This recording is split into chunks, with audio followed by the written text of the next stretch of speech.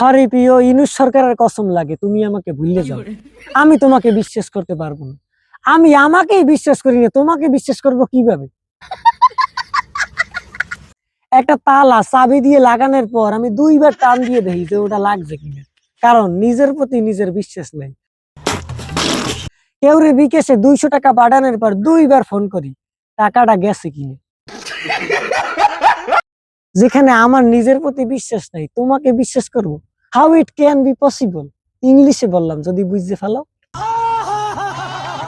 তুমি আমাকে বলো, আমাকে আজীবন মনে রাখবা তো? ফেসবুক পাসওয়ার্ড এটাও ভুললে যাই, কয়েকবার ফরগেট দেই, আর তোমাকে আজীবন মনে রাখবো?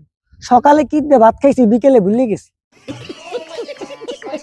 তুমি আমাকে বলো, ভালো কোনো অফার পাইলে আমাকে ছাড়বা না তো?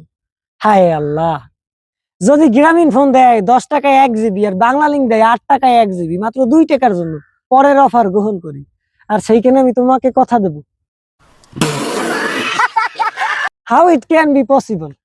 সরি প্রিয়, স্বয়ং ইনুস সরকারের কসম লাগে, সময় থাকতে সাবধান হও, আমাকে ভুলে যাও। कैसा लगा मेरा मजाक?